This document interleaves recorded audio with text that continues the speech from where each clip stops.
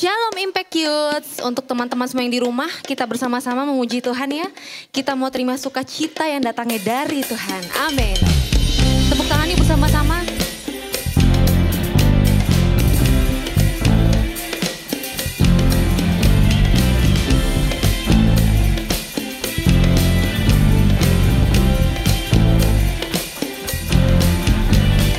Terima sukacita surga. Itulah kekuatan bagi jiwa. Ku dapat rasakan kasih-Nya di tengah badai yang bergelora. Terima sukacita surga. Itulah kekuatan bagi jiwa. Ku dapat saksikan kuasa-Nya, taklukkan badai yang bergelora.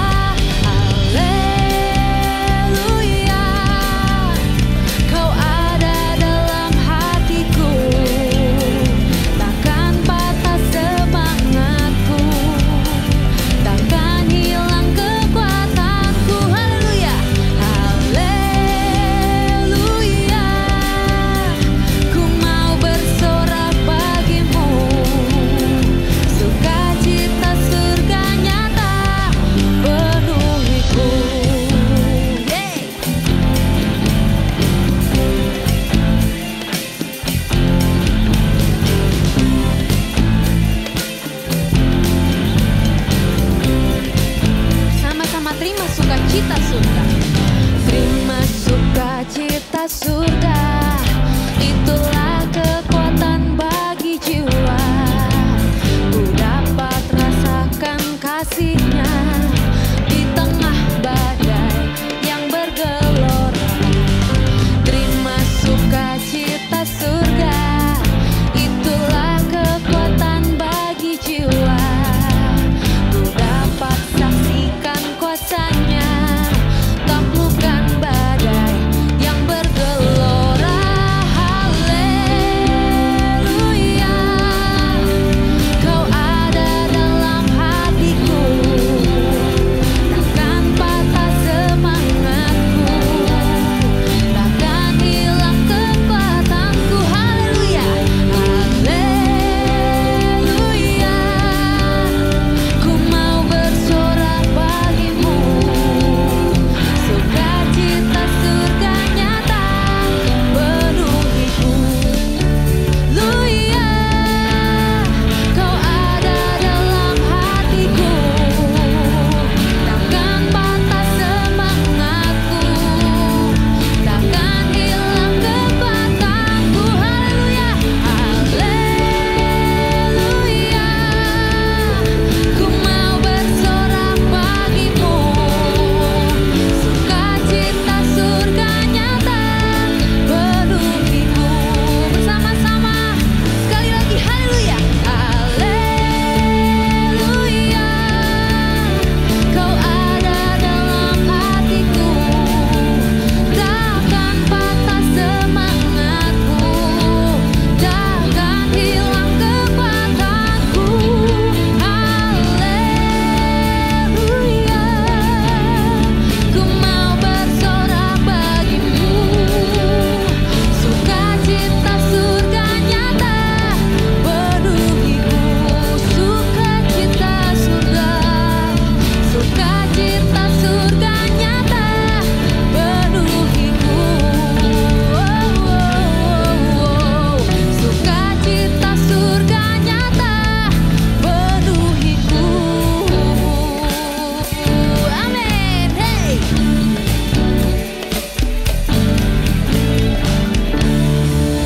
Terima kasih Tuhan. Berikan kemuliaan untuk Tuhan. Yeay.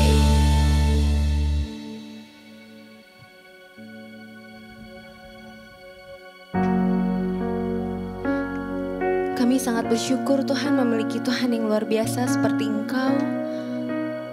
Tiada lagi Tuhan yang lain selain Engkau Tuhan.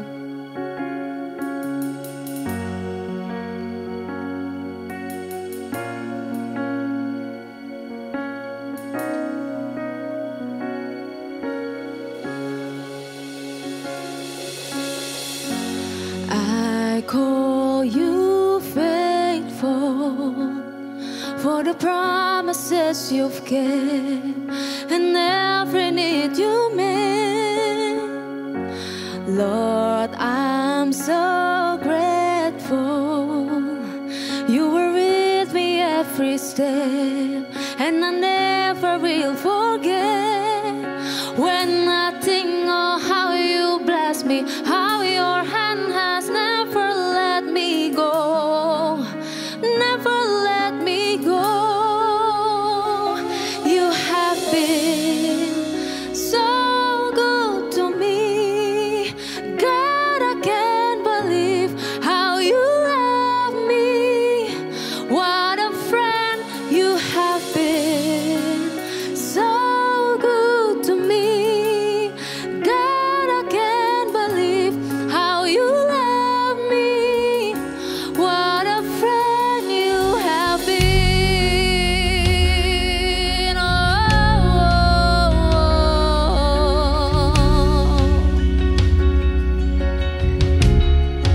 Come on, sing, I call you Savior.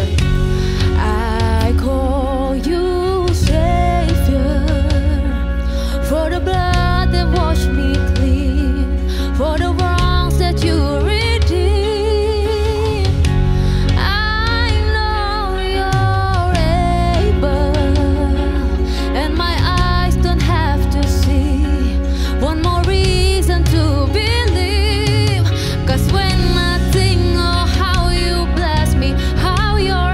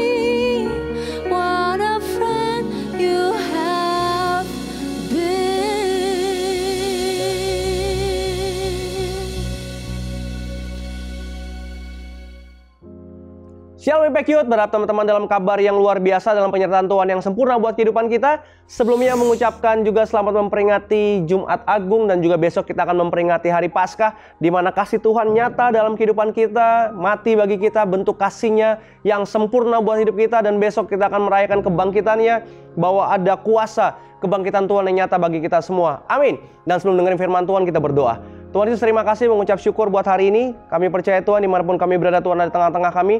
Roh Kudus bekerjalah sebebas-bebasnya, berkati hamba dengan hebat daripada Tuhan setiap perkataan. Jadi suara Tuhan sendiri bagi setiap teman-teman Impact Youth yang mendengarkannya Tuhan.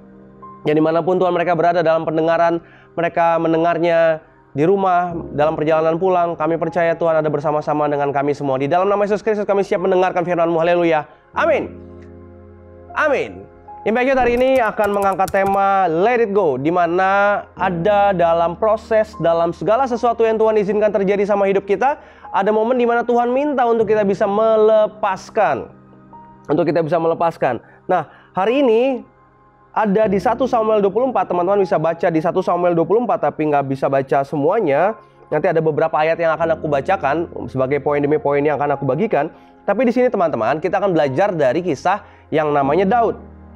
Di mana Daud dalam pengejarannya dari Saul, dia terancam ya untuk dibunuh, untuk dibinasakan gitu sama Saul, karena si Saul ngiri gitu ya. Saul ngiri sama Daud dan akhirnya dikejar-kejar sampai di momen di 1 Samuel 24 ini Daud lari ke wilayah En-Gedi dan dia sembunyi di goa. Kalau teman-teman baca di 1 Samuel 24 ini, Daud ke wilayah En-Gedi dan sembunyi di goa. Lalu Saul dengar ke sana dan dia pergi. Jadi Saul dengar kalau Daud ada di sana nih, sehingga dia pergi. Bukan pergi sendirian gitu ya. Dia pergi bersama 3.000 prajurit terbaiknya. Oke, pelan-pelan. Daud dalam pengejarannya masuk ke daerah En-Gedi, ada di daerah goa-goa. Saul yang lagi ngejar mendengarkan Daud ada di sana, dia pergi ke sana bersama dengan 3.000 prajurit terbaiknya. 3.000 prajurit terbaiknya. Dan dalam kisah ini teman-teman baca di ayat ini, tiba-tiba si Saul sang raja ini mules gitu ya. Sang raja ini mules mau buang kotoran, buang air besar, dan kebetulan yang buat kami atau buat kita semua nggak ada yang kebetulan di dalam Tuhan, tapi di ayat firman Tuhan tertulis kebetulan Daud ada di situ. Tempat gua di mana Saul mules dan ingin buang hajatnya, di situ tempat di mana Daud dan teman-temannya bersembunyi. Lalu di 1 Samuel 24 ayat 5 tertulis gini teman-teman. Lalu berkatalah orang-orangnya kepada Daud, telah tiba hari yang dikatakan Tuhan kepadamu, sesungguhnya aku menyerahkan musuhmu ke dalam tanganmu, maka perbuatlah kepadanya apa yang kau pandang baik. Maka Daud bangun lalu memotong puncak jubah Saul dengan diam-diam. Oke, pelan-pelan teman-teman. Kita perjelas lagi. Saul ingin buang kotorannya, masuk ke sebuah gua. Ternyata guanya ada Daud dan teman-temannya. Dan orang-orang yang pengikut Daud ada di sana. Dan orang di samping-samping Daud gitu ya, ngomong sama Daud gini, ini seperti yang Tuhan bilang, bahwa Tuhan akan menyerahkan musuh ke dalam tanganmu. Maka perbuatlah apa yang kau pandang baik. Sebenarnya dalam pembicaraan ini sepertinya mengarahkan gini, daripada kita dikejar-kejar terus nih untuk dibunuh, mendingan kita duluan, habisin duluan. Bukankah normal secara manusia dalam artian dimana hukum rimba ada, kalau saya menghindar untuk saya nggak mati duluan, saya harus bunuh duluan. Daripada saya mati duluan, mendingan kamu yang mati duluan. Kan itu yang tanda kutip secara manusiawinya ada, di mana Daud dikejar-kejar sama Raja Saul untuk dibunuh, dan Saul ada di depan matanya siap untuk dibunuh.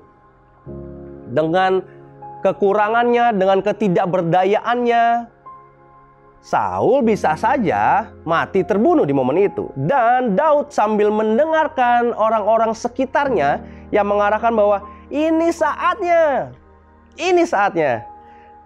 Yuk, sikat aja, gitu ya. Lalu di ayat 25 tertulis bahwa apa yang Daud kerjakan. Daud bangun, oke, lalu memotong punca jubah Saul dengan diam-diam. Oke, dalam artian punya kesempatan untuk membunuh, punya kesempatan untuk menghabisi, punya kesempatan untuk dia dapat keuntungan, tidak lagi dikejar-kejar untuk dibunuh.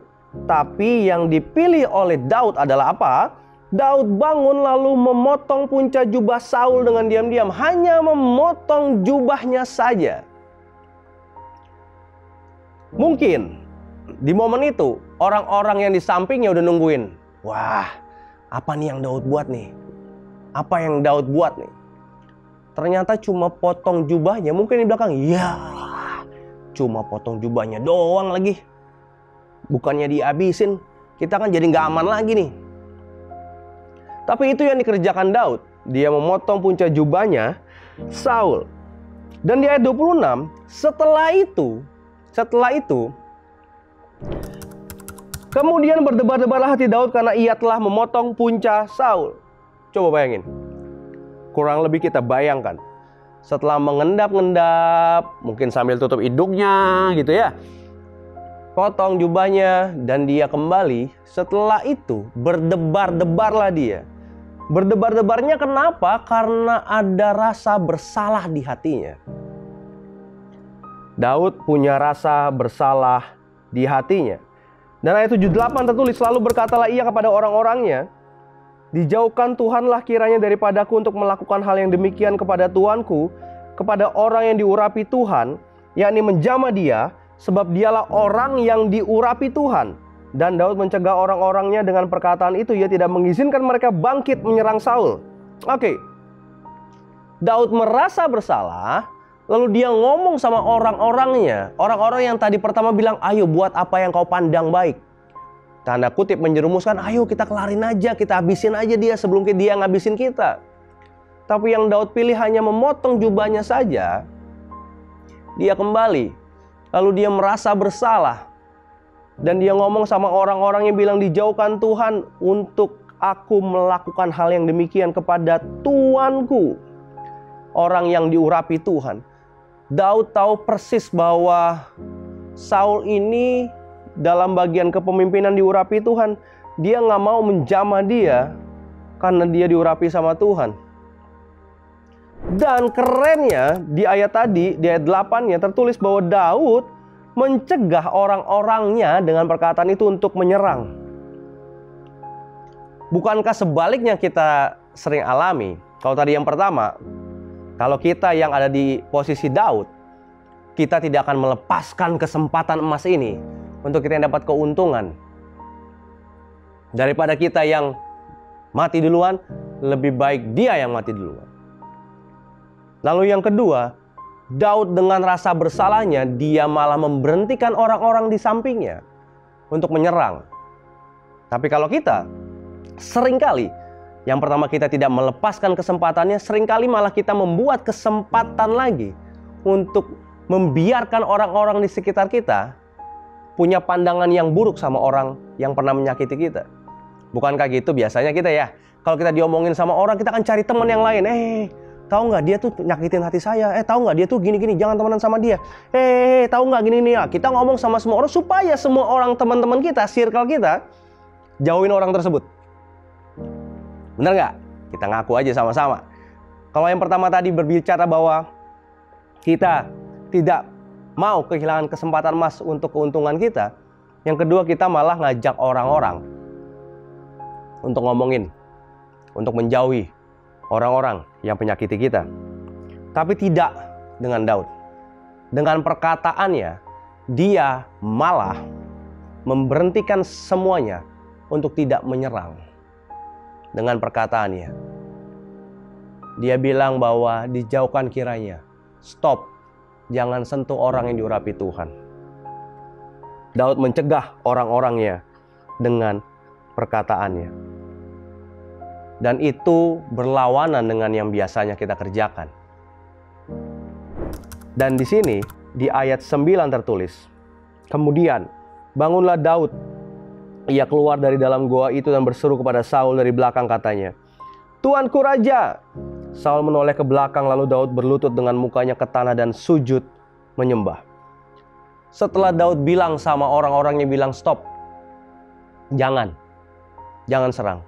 Daud keluar dari goa dan berseru sama Saul, "Tuanku raja." Lalu Saul menoleh ke belakang dan Daud berlutut dengan mukanya ke tanah sujud menyembah. Bayangkan, Daud merendahkan hatinya, merendahkan dirinya untuk memanggil orang yang mengejar-ngejar dia untuk membunuh dia. Memanggilnya dengan sebutan Tuanku Raja. Lalu ia berlutut dan menyembah. Daud memilih merendahkan dirinya, menghilangkan, melepaskan kesempatan untuk dia bisa jadi pemenang. Menghilangkan kesempatan untuk dia bisa lepas dari pengejaran. Karena tahu itu bukan yang Tuhan mau. Dia belajar berani melepaskan kesempatan emas yang orang-orang bilang. Tapi dia lepaskan itu karena tahu itu bukan yang Tuhan mau. Dan dia malah memanggilnya Tuanku Raja dan sujud menyembahnya. Seringkali kita malah melakukan hal yang sebaliknya. Kita seringkali menganggap Tuhan setuju dengan keputusan yang kita buat hari-hari ini. Menganggap bahwa setiap kesempatan itu dari Tuhan, padahal belum tentu. Setiap berkat berupa promosi, berkat berupa kekayaan, berkat berupa uang yang banyak, berkat berupa pekerjaan yang baru itu dari Tuhan. Belum tentu. Seperti Daud, dia meresponinya, tahu bahwa ini bukan dari Tuhan. Karena hatinya terpaut sama Tuhan. Hatinya Daud terpaut sama Tuhan, sehingga tahu apa yang Tuhan mau dan apa yang Tuhan gak suka. Dan dia melepaskan kesempatan emas. Mungkin itu yang kita pernah alami. Kita melepaskan sesuatu kesempatan emas dan kita dibodoh-bodohi sama orang. Goblok banget sih lo, bodoh banget sih lo ngelepasin kesempatan ini. Tapi karena kita tahu ini bukan seperti yang Tuhan mau. Ini bukan yang seperti Tuhan mau. Kita berani melepaskannya karena tahu ini bukan seperti yang Tuhan mau. Kalau secara kacamata daging, aku mau ini. Tapi ini bukan yang Tuhan mau, maka aku melepaskannya. Mungkin teman-teman sedang lagi dihadapi sekarang sama pilihan yang sulit. Ketika harus dapat promosi yang tinggi, tapi harus meninggalkan kebenaran. Dapat promosi yang tinggi tapi harus jilat sana sini. Dapat tempat jabatan yang lebih tinggi, tapi harus melakukan hal mungkin menjual diri, memberi diri untuk bersama dengan atasan yang ada. Demi dapat nilai yang terbaik harus deketin dosen-dosen yang ada dan akhirnya jalin hubungan sama sana. Terjerumus ada di sana demi dapat prestis tinggi, akhirnya teman-teman dapatkan sesuatu yang demi uang banyak. Yang akhirnya kita terjebak untuk melepaskan kebenaran itu sendiri dalam kehidupan kita demi sesuatu yang kita kira itu tujuan kita, yaitu berkat uang, kekayaan, jabatan. Melepaskan dari kemiskinan, pengejaran, proses, dan lain-lain. Ternyata dalam bahasan ini, Daud melepaskan semuanya yang dipandang dunia itu yang seharusnya dilakukan. Itu yang seharusnya dilakukan. Tapi Daud melepaskannya karena tahu ini bukan yang Tuhan inginkan. Bukan yang Tuhan inginkan.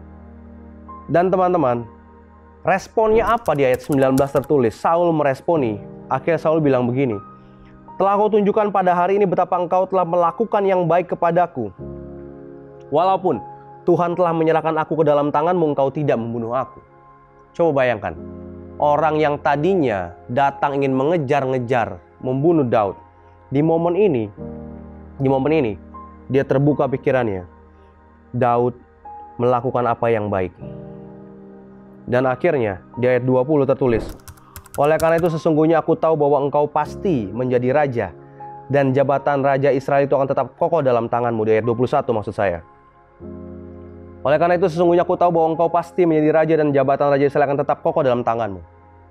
Orang yang gak mau Daud jadi raja, karena Daud meresponi dengan baik seperti apa yang Tuhan inginkan. Saul yang tadinya gak suka, yang tadinya gak mau, malah tanda kutip mendoakan di ayat ini. Sesungguhnya aku tahu engkau pasti menjadi raja. Dan jabatan Raja Israel akan tetap kokoh dalam tanganmu. Malah ada doa di sana. Kamu pasti jadi raja. Dan jabatan raja itu akan kokoh dalam hidupmu. Orang yang tadinya mau bunuh untuk ngabisin malah berdoa jadinya. Karena apa? Karena ada hati yang melepaskan yang Tuhan gak inginkan. Yang Tuhan gak inginkan. Teman-teman, Daud ini adalah gambaran Kristus dalam kehidupan kita. Gambaran Kristus dalam hidup kita. Di mana teman-teman kita sedang merayakan bahwa memperingati kematiannya yang ada dalam hidup kita. Mengangkat kita, membawa kita, melepaskan kita dari dosa. Dan banyak hal lainnya yang membuat kita ada sampai hari ini. Karena Yesus mengerjakan yang namanya let it go. Melepaskan. Apa yang dilepaskan? Filipi 2 ayat 5-8 tertulis ini teman-teman. Hendaklah kamu dalam hidupmu bersama menaruh pikiran dan perasaan yang terdapat juga dalam Kristus Yesus. Yang walaupun dalam rupa Allah, tidak menganggap kesetaraan dengan Allah itu sebagai milik yang harus dipertahankan.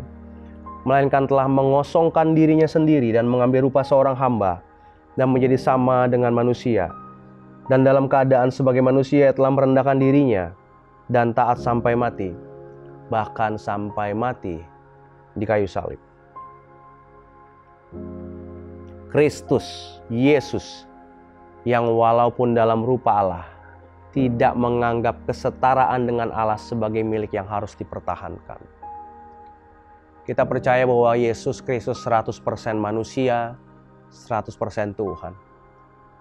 Ya, tapi di sini tertulis bahwa Dia tidak menganggap kesetaraan dengan Allah itu sebagai sesuatu miliknya yang harus dipertahankan. Dipegang erat-erat.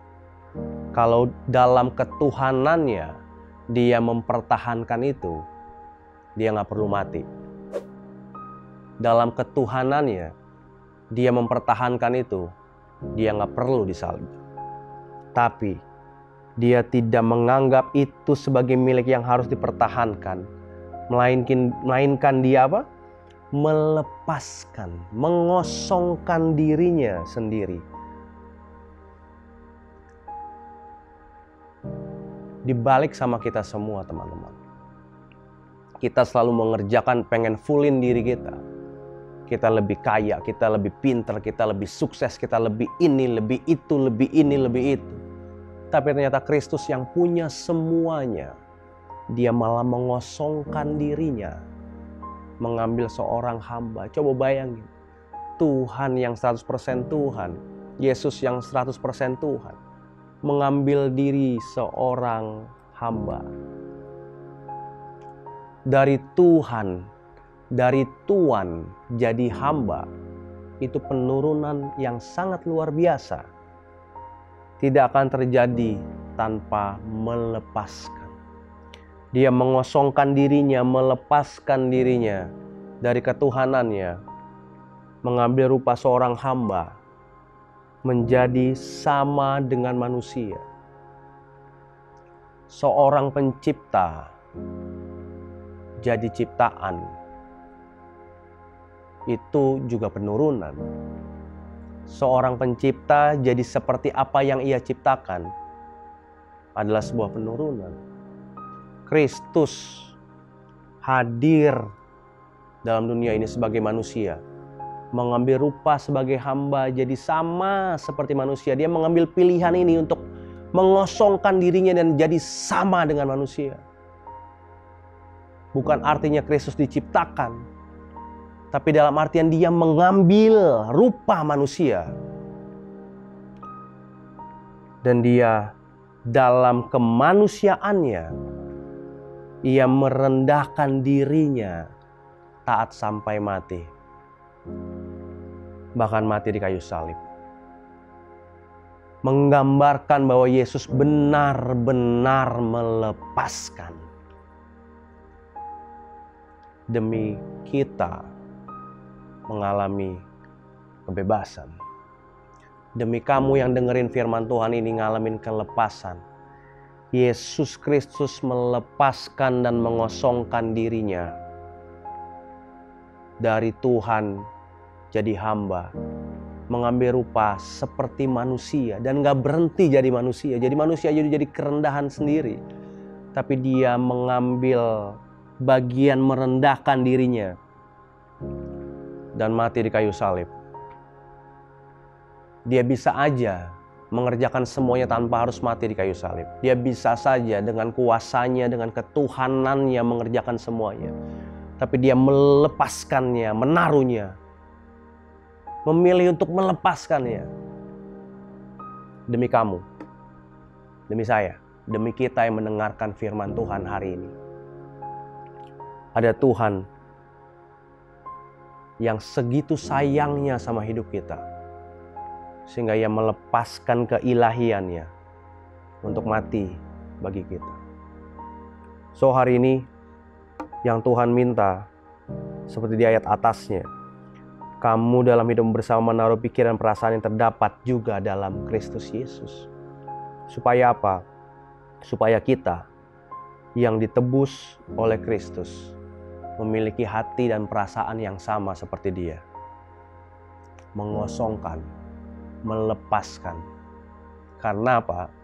Hidupku bukan aku lagi, tapi Kristus yang hidup dalam hidupku.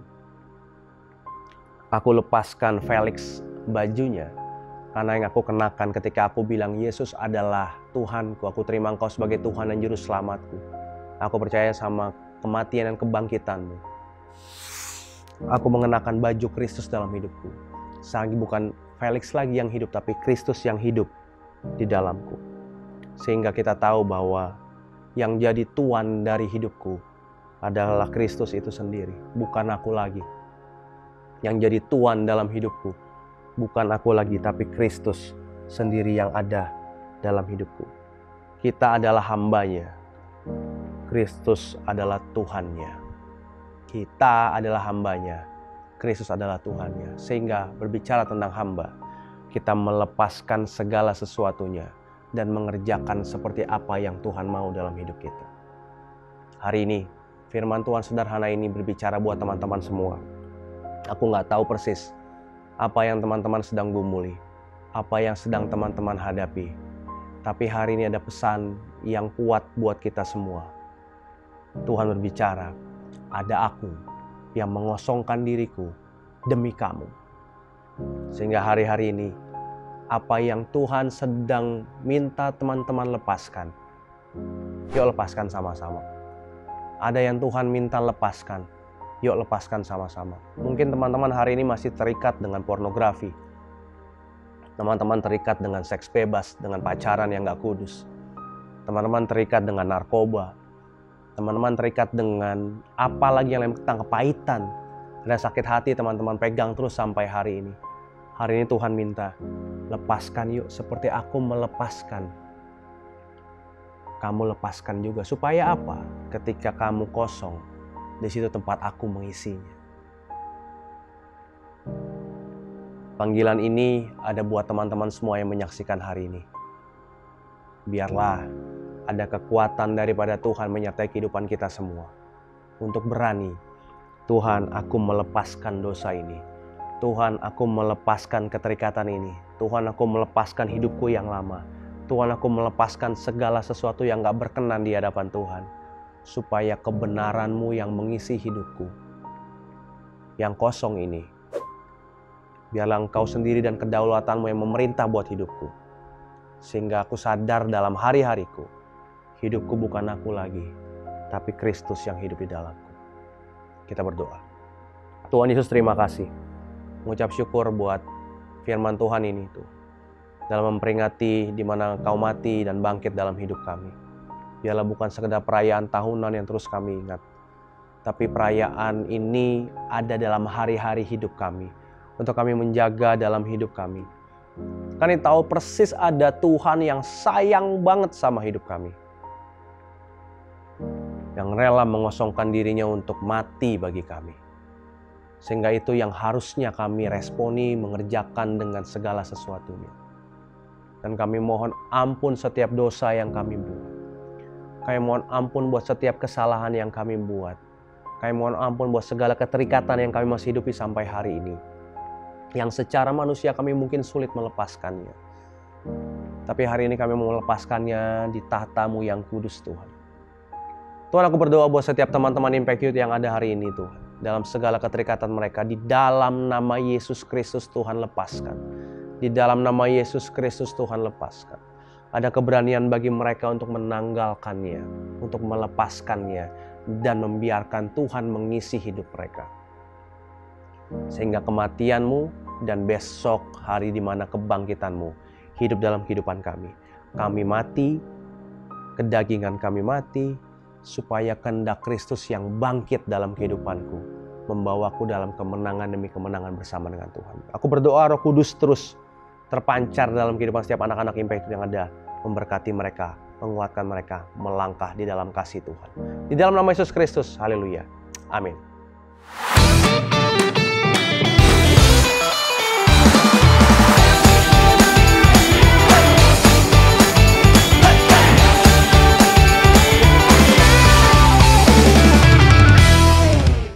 Berharap teman-teman semua diberkati dari awal pertengahan sampai akhirnya, khususnya di firman Tuhan yang ada.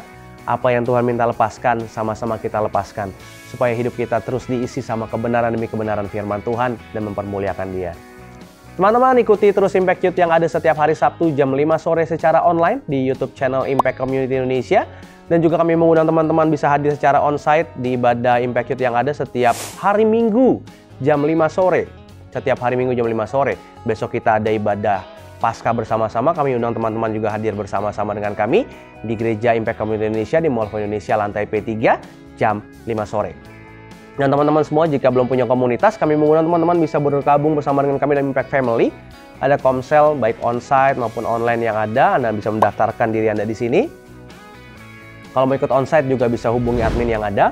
Kita ada seminggu 2 kali di hari Sabtu jam 4 sore ada komselnya, dan kita juga ada Sports Day. Selang-seling sama komsel, kita akan olahraga bareng-bareng di daerah Kelapa Gading Sunter sana. Teman-teman juga bisa hubungi admin di sini, nanti bisa diarahin, bisa dikasih tahu kalau teman-teman mau ikut. Dan untuk kalian yang punya sekolah, persekutuan doa, dan lain-lain, pengen kami layani bersama-sama, please dengan senang hati kami akan melayani kalian. Hubungi admin yang ada, kami siap melayani teman-teman semua. Nggak usah pikirin apa-apa, pokoknya kepengen jadi berkat buat kalian. Jadi hubungi teman-teman di admin yang ada ya. Dan selanjutnya bahwa teman-teman, jika kalian ingin mensupport pelayanan Yayasan Tangan Pengharapan seperti yang kalian tahu, kalian bisa beli baju keren ini. Ada kaos Positif by YTP, dan khusus untuk memperingati Paskah ini ada diskon 50% sampai besok terakhir. Ya teman-teman, buruan check out, buruan juga kalau teman-teman di Kelapa Gading sekitarnya bisa datang secara langsung di ibadah Paskah yang ada besok. Ada 5 kali ibadah, 8, 10, 12, jam 3, jam 5 sore. Teman-teman bisa beli di sana, nikmati diskon 50%-nya, jarang-jarang diskon 50%. Dan dari apa yang kalian beli jadi berkat dan untuk memuliakan nama Tuhan, karena you buy means you donate. Itu aja teman-teman semua, sampai ketemu minggu depan. Tuhan Yesus memberkati, selamat Paskah!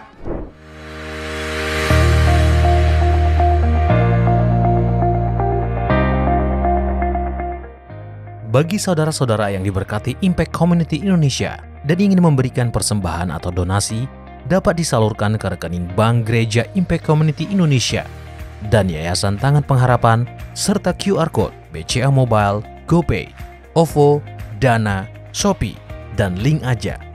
Ibadah Impact Community Indonesia menjadi 5 sesi.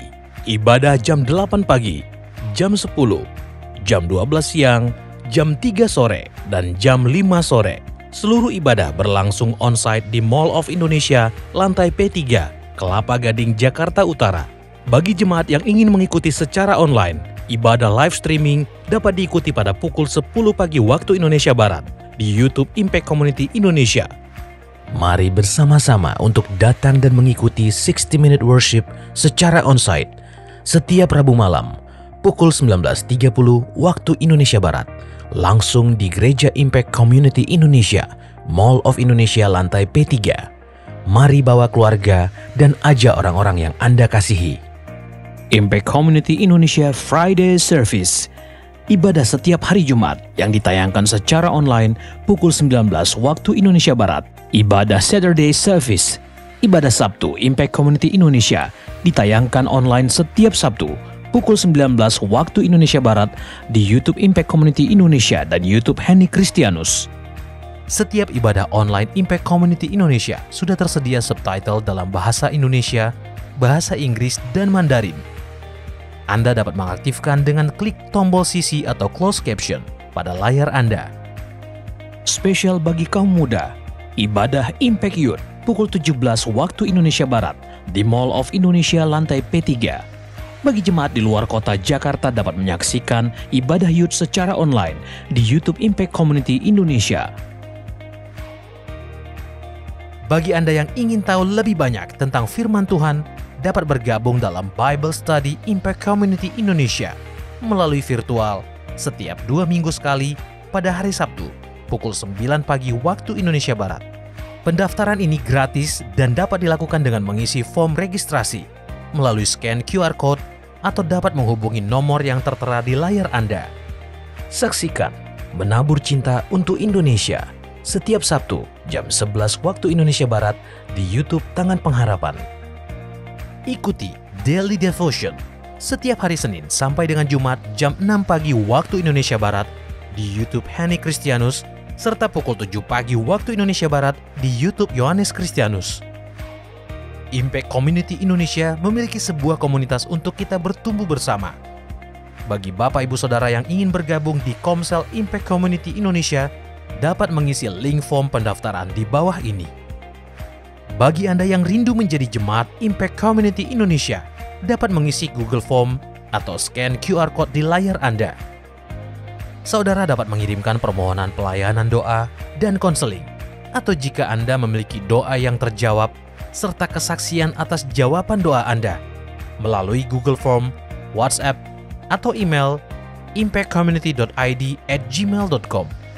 Bagi Anda yang rindu untuk dibaptis, Anda dapat mendaftarkan diri Anda dengan scan QR Code yang ada di layar kaca atau menghubungi kami di 0811 9777 745. Tangan Pengharapan memproduksi merchandise Positive by YTP dan batik Tangan Pengharapan untuk menolong pendidikan anak-anak pedalaman Indonesia.